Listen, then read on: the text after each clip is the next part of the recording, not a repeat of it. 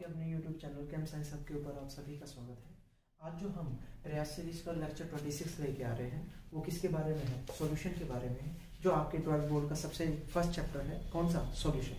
तो सॉल्यूशन के बारे में आज हम क्या देखने वाले हैं? एक ब्रीफ रिवीजन देखने वाले हैं। तो सॉल्यूशन का सबसे पहला पॉइंट क्या आता है कि सॉल्यूशन होता क्या है? तो सॉल्यूशन आपका क्या है? Homogeneous mixture. सॉल्यूशन क्या है? Homogeneous mixture. और होमोजेनस मिक्सचर किसका होता है? टू और मोर कंपोनेंट्स का। तो होमोजेनस जो मिक्सचर है वो कितने कंपोनेंट्स का? दो या दो से ज्यादा कंपोनेंट्स का हो सकता है। टू और मोर कंपोनेंट्स। यदि बात करते हैं दो और मोर कंपोनेंट्स की, तो कंपोनेंट्स आपके कौन कौन से मेन होते हैं? एक होता है सॉल्यूट, दूसरा आपका क्या होता है? सॉल्वेंट। एक क्या है? सॉल्यूट, दूसरा कौन सा है? सॉल्वेंट। सॉल्यूट की यदि बात करते हैं तो सॉल्यूट वो होता है जो आपके सॉल्यूशन के अंदर सबसे लेस क्वांटिटी में प्रेजेंट होता है। मतलब यदि लेस अमाउंट में प्रेजेंट है तो आपका कौन सा है? सॉल्यूट। और यदि मोर अमाउंट में प्रेजेंट है तब हमारा क्या बोला जाता है? सॉल्वेंट। तो जैसे आपने देखा होगा कि यदि मैं एक बीकर लेता हूँ, बीकर के अंदर मैंने क्या लिया? वाटर लिया, और उसके अंदर मैं क्या ऐड कर रहा हूँ? साल्ट ऐड कर रहा हूँ या शुगर ऐड कर रहा हूँ। तो वाटर क्या है? लार्ज अमाउंट में प्रेजेंट है, और लार्ज अमाउंट में प्रेजेंट है तो यहाँ पे वाटर किसकी तरह बिहेव कर रहा है? सॉल्वेंट की तरह बिहेव कर रहा है। और आपका साल्ट किसकी तरह बिहेव कर रहा है? सॉल्यूट की तरह बिहेव कर रहा है। तो जब भी सॉल्यूट और सॉल्वेंट मिक्स होंगे तो फॉर्मेशन किसकी करेंगे? सॉल्यूशन की फॉर्मेशन करेंगे। किसकी फॉर्मेशन करेंगे? सॉल्यूशन की फॉर्मेशन करेंगे। तो सॉल्यूशन का मेन पॉइंट क्या है कि आपके सॉल्यूशन होमोजेनस मिक्सचर रहता है, दो या दो से ज्यादा कंपोनेंट्स का, जिसमें आपका मेनली क्या रहते हैं? एक सॉल्यूट होता है, दूसरा कौन सा होता है? सॉल्वेंट। सॉल्यूट ये वो होता है जो आपके लेस अमाउंट में प्रेजेंट होता है, और सॉल्वेंट वो होता है जो आपकी मोर अमाउंट में प्रेजेंट होता है। यहाँ पे सॉल्यूशन की बात करते हैं तो कोई भी सॉल्यूशन जो होता है उसकी कंसंट्रेशन को मेजर करने के लिए, मतलब कोई भी आपका जो सॉल्यूशन है उसकी कंसंट्रेशन को मेजर करने के लिए अलग अलग आपके पास क्या है? कंसंट्रेशन टर्म्स हैं। जैसे आपने देखी होंगी कौन कौन सी? मोलैलिटी,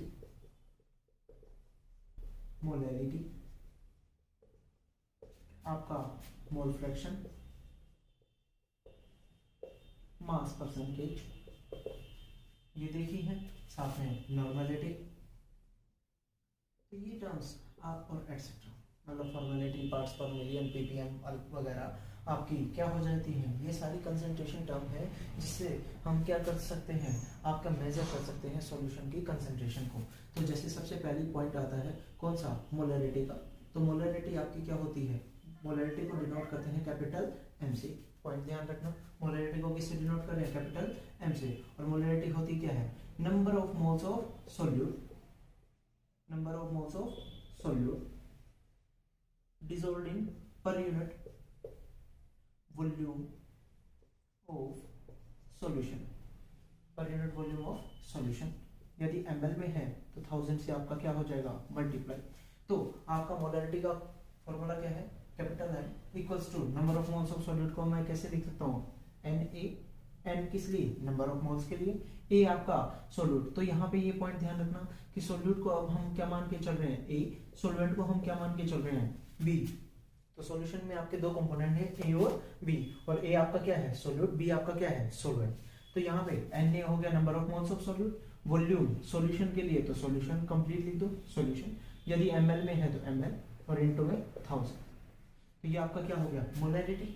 यदि मैं इसकी यूनिट देखूं तो यूनिट क्या होगी? यूनिट की बात करें तो यूनिट क्या होगी?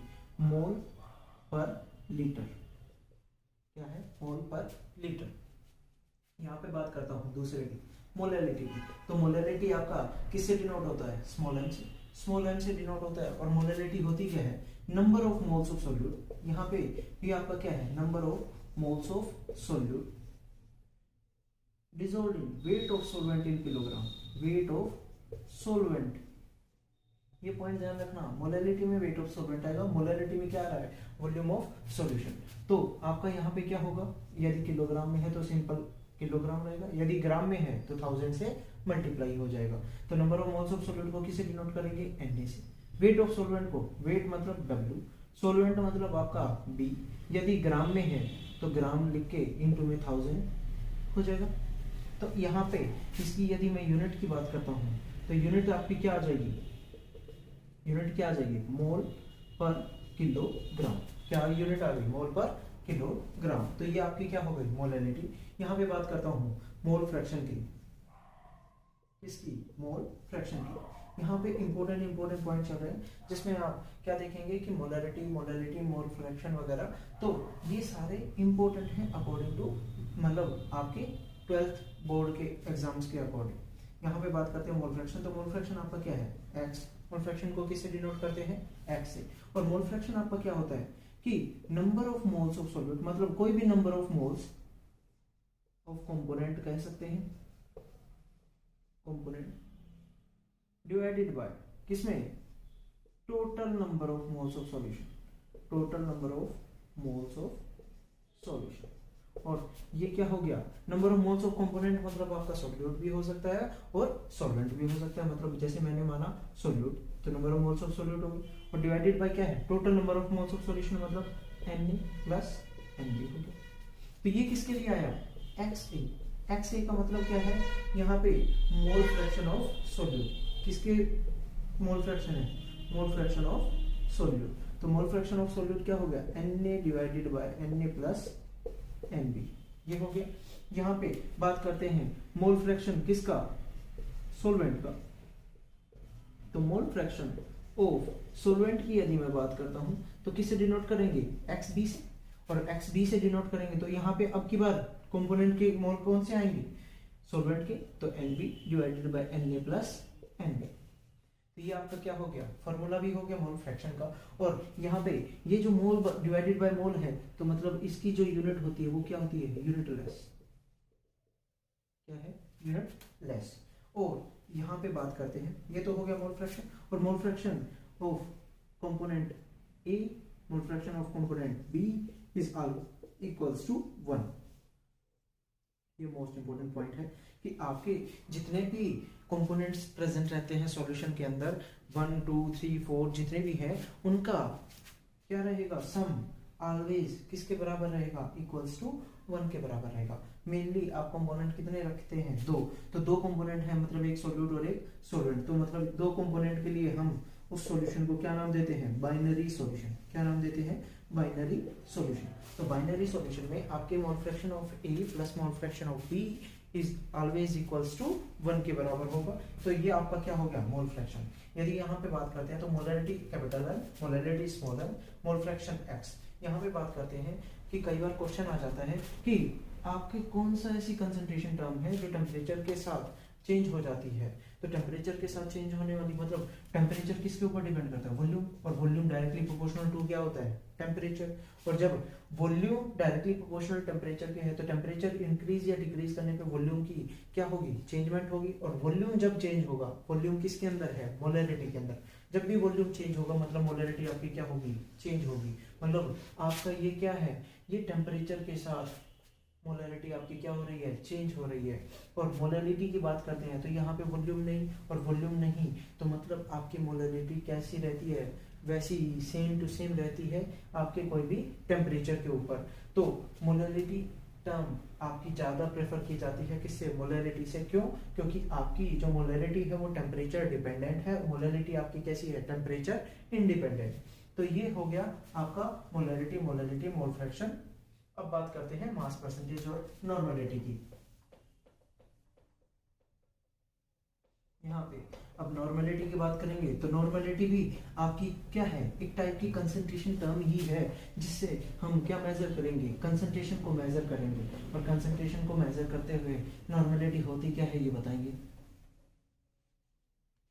अब देखो यहाँ पे नॉर्मलिटी की बात कर रहे हैं तो नॉर्मलिटी आपका डिनोट किससे करते हैं, नॉर्मलिटी को डिनोट किससे करते हैं, कैपिटल N से। और कैपिटल N से डिनोट करते हैं तो नॉर्मलिटी होती है number of gram equivalent, number of gram equivalent of solute dissolved per unit volume of solution in litre, या मिलीलीटर भी करेंगे तो 1000 से मल्टीप्लाई हो जाएगा। और number of gram equivalent of solute क्या होता है, number of gram equivalent of solute क्या होता है? सोल्यूट मतलब आपका ध्यान रखना, मतलब आपका क्या होगा, ग्राम इक्विवेलेंट यदि लिखा हो और यहाँ पे लिखा हो ए, तो मतलब क्या है, ग्राम इक्विवेलेंट ऑफ सोल्यूट क्या होता है आपका, होगा weight divided by equivalent weight.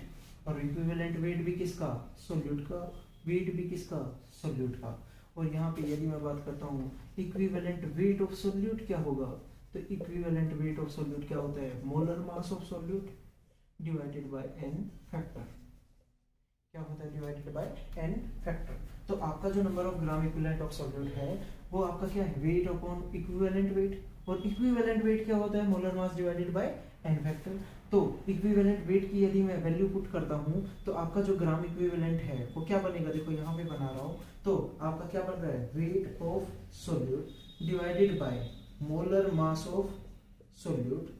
और एन फैक्टर था मतलब वो ऊपर चला गया, वो क्या हो गया, एन फैक्टर। तो ग्राम इक्विवेलेंट ऑफ सोल्यूट की वैल्यू ये आ गई।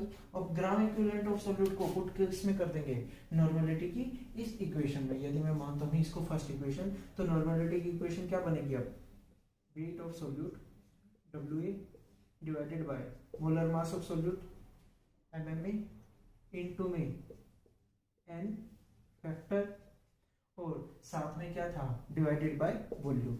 और वॉल्यूम कैसा था, सॉल्यूशन का था, यदि मिलीलीटर में लेते हैं तो 1000 से आप क्या कर देंगे, इसको मल्टीप्लाई, और मिलीलीटर में नहीं लेते तो आपका क्या रहेगा, सिंपल रहेगा। तो यहाँ पे ये जो फॉर्मूला आया है WA वॉल्यूम 1000, ये वाला पूरा कंप्लीट, ये क्या हो गया, normality equals to molarity into में एन फैक्टर। तो ये आपका एक और रिलेशन आ जाता है नॉर्मलिटी और मोलरिटी के अंदर, कि आपका क्या होता है, normality equals to molarity into में एन फैक्टर। मतलब आपकी यदि नॉर्मलिटी कैलकुलेट करनी है तो मोलरिटी आपको गिवन हो तो, और एन फैक्टर कैसे कैलकुलेट होता है, जैसे एसिड की तो निकलती है आपकी क्या, बेसिसिटी, और बेस की आपकी क्या निकलती है, एसिडिटी। तो यहाँ पे बेसिसिटी और एसिडिटी का मतलब यहाँ पे क्या है कि आपका जैसे H2SO4 है, H2SO4 कितने number of hydrogen ion release कर रहा है, कितने, 2H प्लस SO4 2 नेगेटिव। तो यहाँ पे कितने रिलीज हुए, 2, मतलब कितने हुए, N की वैल्यू कितनी हो गई, 2। HCl है, कितने H प्लस रिलीज हुए, 1। तो यहाँ पे N की वैल्यू क्या हो जाएगी, 1। एन की वैल्यू क्या हो जाएगी, 1। यहाँ पे बेस के लिए लेते हैं तो NaOH लिया, NaOH यदि ब्रेक डाउन होगा तो Na positive plus OH negative, कितने OH आयन रिलीज हुए, 1। तो यहाँ पे N की वैल्यू क्या हो जाएगी, 1। तो इनके बेसिस पे हम N फैक्टर की वैल्यू को कैलकुलेट कर सकते हैं, और N की वैल्यू, N फैक्टर की वैल्यू पता चल गई तो मोलरिटी के साथ मल्टीप्लाई करते ही आपका क्या बन जाएगा, नॉर्मलिटी। क्या हो जाएगा, नॉर्मलिटी। तो ये आपकी क्या थी, नॉर्मलिटी एक कंसंट्रेशन टर्म थी। अब इसके बाद बात कर रहे हैं मास परसेंटेज का। अब मास परसेंटेज, और मास परसेंटेज तो आपने 9th क्लास में भी पढ़ा है, 11th क्लास में भी पढ़ा है, मास परसेंटेज होता क्या है। और ये तो छोटे क्लासों में भी आप देखते हुए आए हैं कि जब भी परसेंटेज वगैरह निकालनी होती है तो कैसे कैलकुलेट करते हैं, तो वही सेम चीज है मास परसेंटेज का। तो देखो यदि मैं बात करता हूँ मास परसेंटेज की, तो मास परसेंटेज आपकी 3 टर्म्स में निकलती है। जैसे अब मैं बात करूँ weight by weight percent, weight by volume percent, volume by volume percent. Weight by weight percent की बात करता हूँ, मतलब कोई भी wait of component divided by total weight divided by total weight of solution into में 100।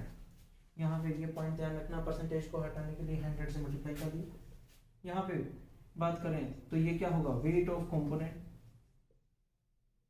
डिवाइडेड बाय, यहाँ पे v आ गया, मतलब इससे कंफर्मेशन भी मिल जाएगी आपको। यहाँ पे क्या लिखना है, volume of solution into 100। Volume by volume का मतलब क्या है, it means weight of component या volume of component divided by volume of solution into में 100। इसका मतलब यहाँ पे ये जो मास परसेंटेज आया है, मास परसेंटेज की कहाँ पे आपको क्वेश्चंस के अंदर देखने को मिलेगा, कई बार क्वेश्चंस के अंदर आपको देखने को मिलता है 10% वेट बाय वेट, या लिखा आता है 10% 10 W/W वेट परसेंट एन्यूएट सॉल्यूशन,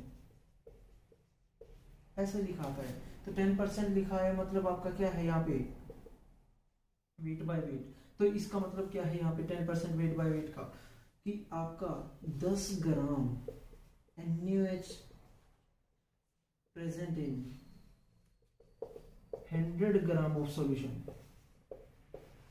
मतलब 100 ग्राम सॉल्यूशन के अंदर NaOH कितना है 10 ग्राम, तो NaOH 10 ग्राम हो गया, तो NaOH तो हमारा क्या हो गया सोल्यूट, 10 ग्राम कितना है 10 ग्राम, सॉल्यूशन कितना है, सॉल्यूशन का वेट भी आपको कंफर्मेशन मिल जाती है यहाँ से 10% के नाम से कि कितना 100 ग्राम, तो वेट ऑफ सॉल्यूशन की यदि मैं बात करता हूँ तो ये कितना आ गया 100 ग्राम, और यदि मैं बात करता हूँ तो सॉल्यूशन आपका क्या होता है solute plus solvent, solute plus solvent, और सोल्यूट क्या है 10 ग्राम, सोलवेंट निकालना है, सॉल्यूशन आपको कितना गिवन हो गया 100, तो सोलवेंट का वेट कैलकुलेट किया जा सकता है, कितना आ गया 90 ग्राम, मतलब आपका सोलवेंट का वेट कितना आ रहा है 90 ग्राम। तो 10% का मतलब ही क्या है 10 gram solute present in 100 gram of solution. यदि W/V लिखा जाए मतलब वेट बाय वॉल्यूम लिखा जाए तो उसका मतलब क्या होगा 10 ग्राम NaOH present in 100 ml of solution, मतलब वहां पे क्या आ जाएगा 100 आ जाएगा और ग्राम की जगह क्या हो जाएगा ml हो जाएगा, वो क्या हो जाएगा वॉल्यूम के लिए। तो ये क्या आ गया मास परसेंटेज। तो ये कुछ तरीके थे जिसमें हम क्या करते थे सॉल्यूशन की कंसंट्रेशन को मेजर